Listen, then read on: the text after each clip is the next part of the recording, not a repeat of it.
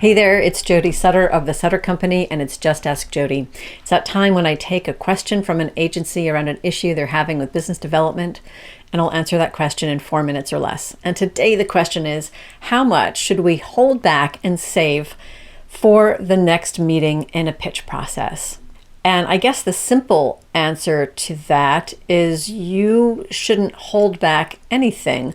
But the more complicated or more in-depth answer is you also don't want to dump a bunch of information or a bunch of content or a bunch of stuff on a client in the first meeting either. So a pitch process, when an agency is nurturing a relationship with a new client or a prospective client, whether it is part of a formal agency review or whether it is an informal agency review, whether it's you as the agency going out and proactively pursuing a client and building a relationship and nurturing the relationship outside of a formal pitch process, you are going to have a number of encounters with that client until you get to the point where they hire you.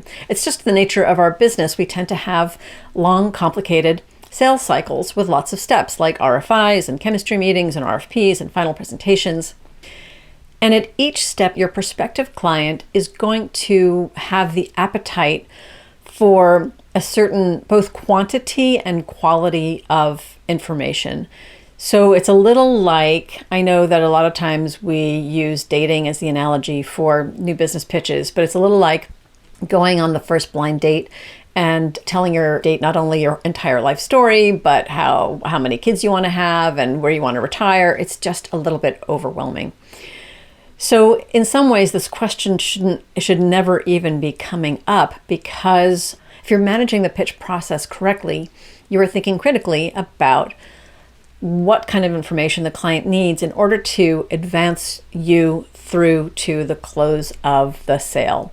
Now, this question also reminds me of another situation that an agency can also sometimes mishandle, and that is the fear of repeating information. So there have been a few times in my career where I haven't had an agency say to me, well, we don't want to talk about that case study in the presentation because we wrote about it in the RFI response.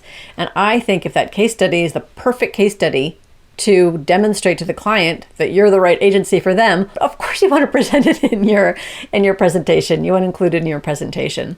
And look, here's the thing. When your clients see these RFI responses, or when they themselves are stepping through the process, they're getting a lot of information.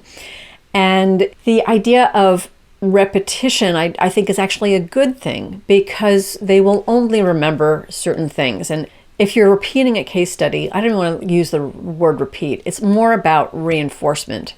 And again, you want to think critically. If you've got a multi-step process, maybe the case study you include at one stage is a shorter case study. Maybe the nature of a case study in a written response is different from the way you present it. And then when you get to present it, you get to bring it to life in new ways. There's a personal connection because maybe you are the one, or the team that was responsible for the work is there presenting it. So this notion, tying it back, coming back to the original question, this notion of how much should we hold back or how much should we fear repeating content, it's not necessarily the right question. It's a little bit misguided. Instead, I want you to think about, how do we tell the story over time, over the points of interaction with the client, so that we are not overwhelming them, but we're also reinforcing our best qualities and the expertise that is making us most qualified to win this business. That's it for this Just Ask Jody. If you've got a question you'd like me to answer on another Just Ask Jody, you can email that to me at jody@thesuttercompany.com.